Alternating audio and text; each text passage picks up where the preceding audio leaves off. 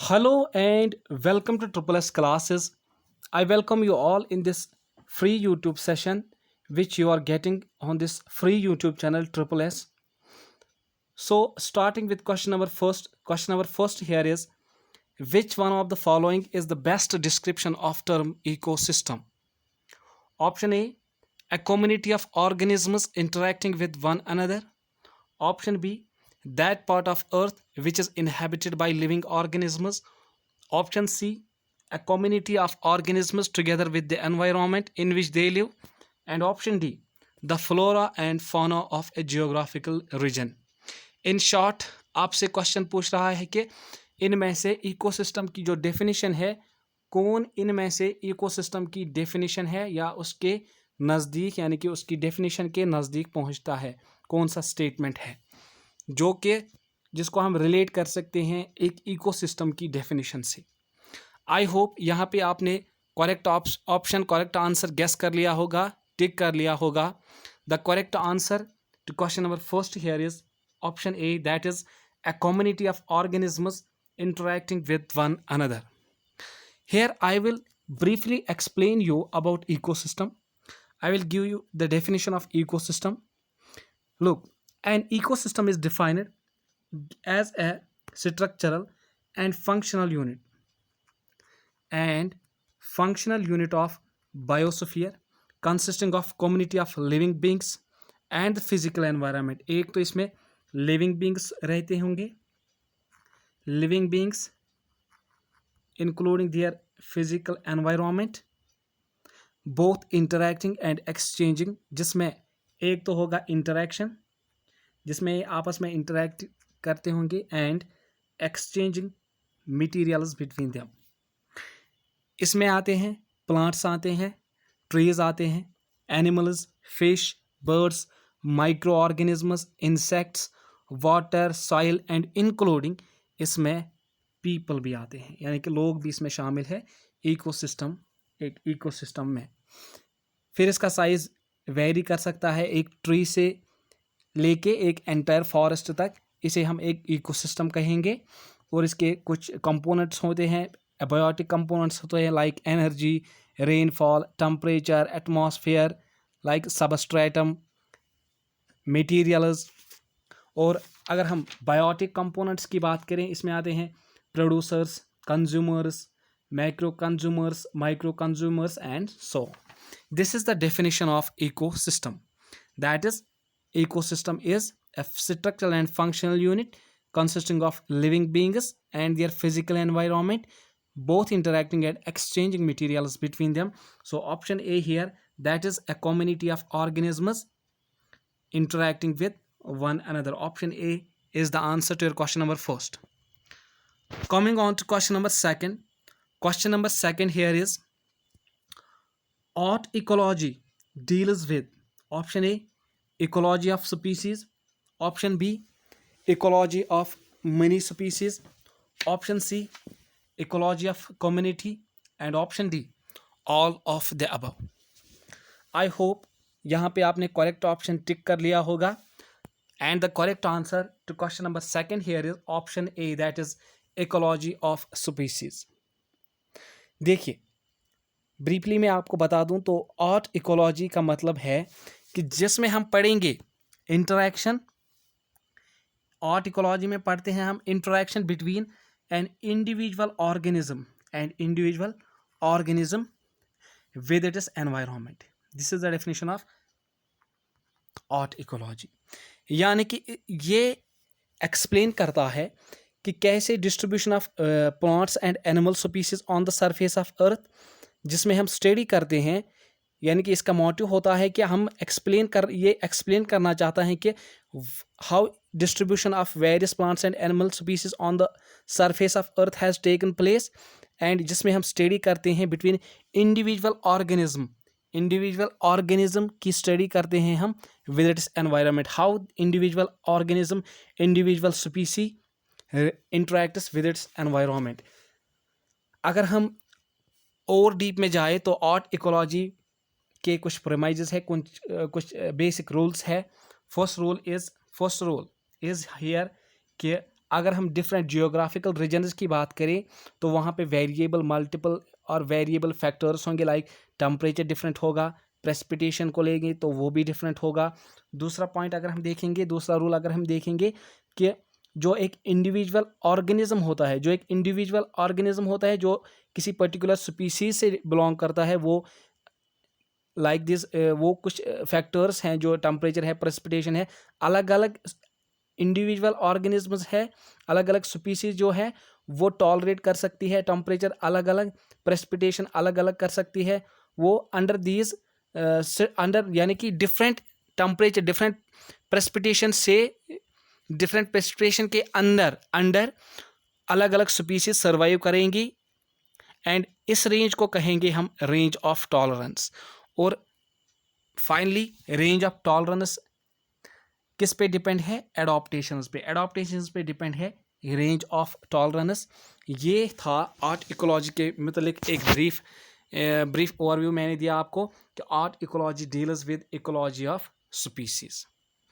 पहले मैं आपको बता दूं यहाँ पे कि व्हाट इज इकोलॉजी। इकोलॉजी का मतलब है कि study of mutually reactive interactions between living organisms and their physical environment. एक तो ये स्टडी करता है interaction of living organisms and their physical environment,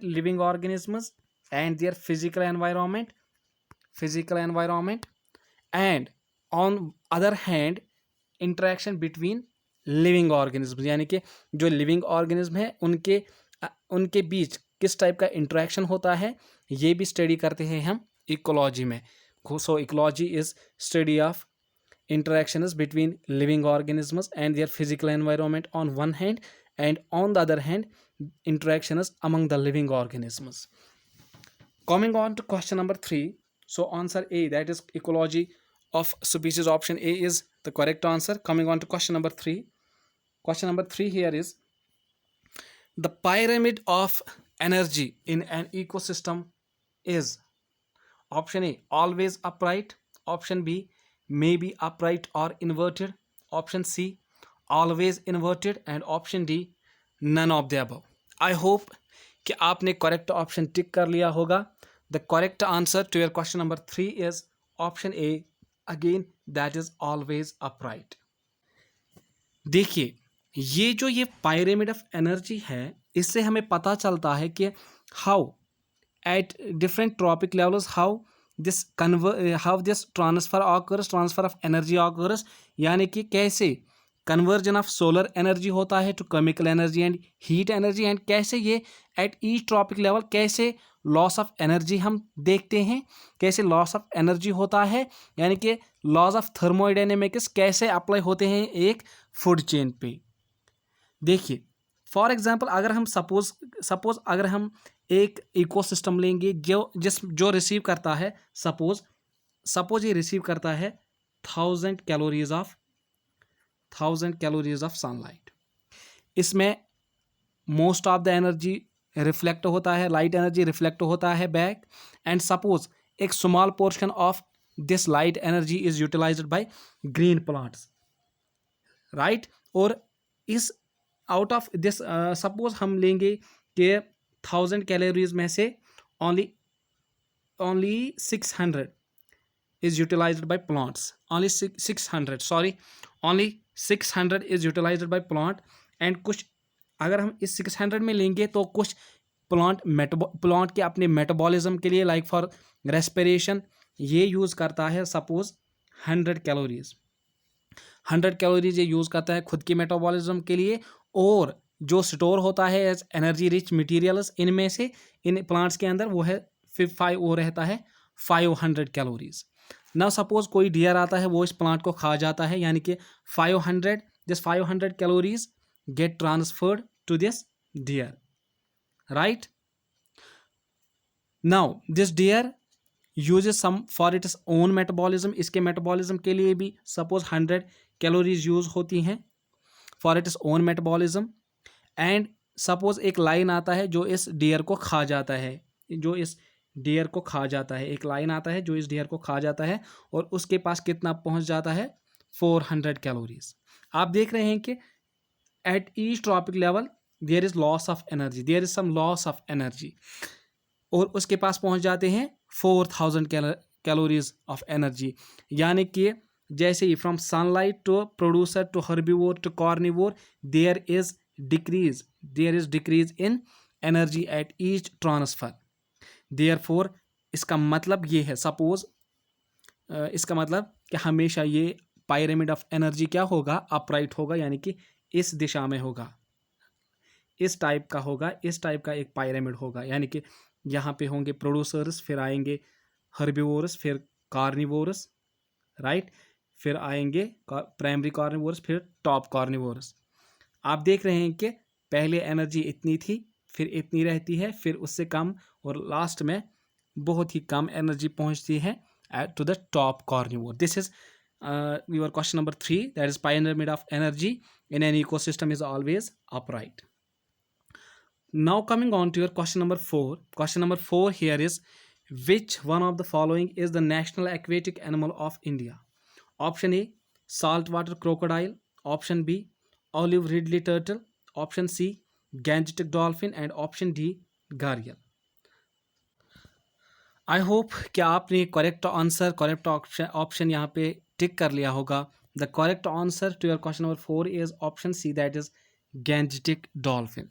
देखिए, ये जो गैंजेटिक डॉल्फिन है, ये national aquatic animal of India है, जो ministry of environment, forest and climate change है, MO, जो ministry of environment and forests है, उन्होंने नोट्स किया कि गेंजेस रिवर डॉल्फिन को उन्होंने national aquatic animal on 18th of May 2010 gangetic dolphin was declared national aquatic animal of India. This mammal is also said to represent the purity of holy Ganga, क्योंकि ये खाली survive कर सकता है, ये dolphins खाली सर्वाइव कर सकता है किसमें, एक तो प्योर वाटर में, एंड जो फ्रेश वाटर होगा उसी में एक खाली सर्वाइव कर सकता है। देखिए, चूंकि ये एक क्रिटिकली एंडेंजर्ड स्पीसीज था इंडिया में, इसीलिए इसको शेड्यूल फर्स्ट, जो wild life protection act of 1972 है, ऑफ 1972, उसमें जो शेड्यूल फर्स्ट में क्रिटिकली एंडेंजर्ड जिस रिवर डॉल्फिन को रखा गया है, इसको प्रोटेक्ट करने के लिए, उसको बचाने के लिए, कंजर्व करने के लिए। So option C, that is Gangetic dolphin, is the answer to your question number 4. Coming on to question number 5. Question number 5 here is, which one of the following is associated with the issue of control and phasing out of ozone depleting substances? Option A, Bretton Woods Conference. Option B, Montreal Protocol. Option C, Kyoto Protocol. And option D, Nagoya Protocol. I hope कि आपने correct option यहाँ पे टिक कर लिया होगा, guess कर लिया होगा। The correct answer to your question number 5 is option B, that is Montreal protocol. देखिए, ये मॉन्ट्रियल प्रोटोकॉल एक ट्रीटी बनाया गया था, किनको, to reduce the production and consumption of ozone depleting substances, to reduce the production ozone depleting substances के production या consumption को ख़त्म करने के लिए, रिड्यूस करने के लिए ये बनाया गया था, to protect the earth's ozone layer. And this was open for, and this Montreal Protocol came into force in 1989, and India also became a party to this Montreal Protocol on 17 September 1992 में। India also became a member of this treaty, और ministry of environment and forests की तरफ से एक ozone cell बनाया गया था, एक स्टीयरिंग कमेटी बनाई थी, जिन्होंने ये किया कि Montreal, in order to meet the objectives of protocol, this Montreal protocol, Indian जो गवर्नमेंट है उन्होंने फुल एग्जेम्पशन, इन्होंने क्या किया कि they have granted full exemption from payment of customs and central excise duties on import of goods designed exclusively for non ODS technology, जो बाहर से हम नॉन ओडीएस टेक्नोलॉजी मंगाते हैं उसके इंपोर्ट पर जो सेंट्रल एक्साइज ड्यूटीज़ लगती है या पेमेंट ऑफ कस्टम्स लगता है, इंडिया ने फुल एग्जेम्पशन, यानी कि उन पे कोई भी किसी टाइप की सेंट्रल एक्साइज ड्यूटी नहीं लगती है उन ओडीएस टेक्नोलॉजी पे, ना ही कस्टम्स लगते हैं. This was all about this Montreal Protocol. Coming on to question number 6. Question number 6 here is, consider the following statements regarding Green Climate Fund. Option A, it is intended to assist the developing countries in adaptation and mitigation practices to counter climate change. Option number 2, it is founded under the aegis of UNEP, United Nations Environment Program, OECD, Organization of Economically OECD, Asian Development Bank, this Asian Development Bank and World Bank. Which one of the following is or correct? Option A, one only. Option B, both one and two. Option C, two only. Option D, neither nor. The answer to your question number 7 is option A, that is one only. Look, this Green Climate Fund was adopted as a financial mechanism of UN Framework Convention on Climate Change UNFCCC in 2011 to assist the developing countries on mitigation of climate change, to mitigate climate change. इसमें क्या था कि जो developed countries है वो contribute करेंगी कुछ funds, जो कि हम टूवर्ड्स, जो कि किन को देंगे, फिर डेवलपिंग कंट्रीज को इन मिटिगेशन ऑफ क्लाइमेट चेंज जो यूज़ होगा, जो फंड्स यूज़ होंगे. एंड इसके जो हेडक्वार्टर्स है, this is based in New Songdo district, जो कि है साउथ कोरिया में, in New Songdo South Korea में जो है. एंड इसका एक खुद का बोर्ड है. Statement 2 is here. It is founded under the aegis of UNEP, United Nations Environment Program, OECD, Organization of Economic Cooperation and Development, Asian Development Bank, and World Bank. No, it is controlled and supervised by its own board, जिसके 20 members है, and not by these organizations. So option A, that is one only, is correct. That is, this Green Climate Fund is intended to assist the developing countries in adaptation and mitigation practices to counter climate change. Now coming on to question number 7. Question number 7 here is, Project Secure Himalaya has been launched by option A, Union Environment Ministry in association with UNDP, WWF. Option B, WWF in collaboration with UNESCO. Option C, IUCN. Option D, UNEP jointly with IUCN. I hope कि आपने यहाँ पे correct option guess कर लिया होगा, tick कर लिया होगा. The correct answer to your question number 7 is option A, that is launched. It was launched by Union Environment Ministry in association with UNDP, United Nations Development Program.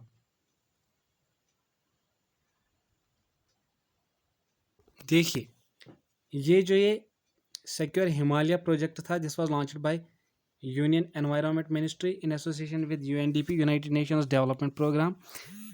I think this was launched in, I am sorry for that कि मैं यहाँ पे भूल गया हूँ, शायद ये launch हुआ था 2017 में. This was launched in 2017. In 2017 this was launched. And इसका एम क्या था? The objective was to ensure conservation of locally and globally significant biodiversity, land, forest resources in the high Himalayan ecosystem that is spread over 4 states in India, that is Jammu and Kashmir. इसमें था Jammu and Kashmir, Himachal Pradesh, Jammu and Kashmir, Uttarakhand and Sikkim. इसमें ये 4 states cover थे। And ये जो इसमें जो secure था, secure, this secure means securing livelihoods,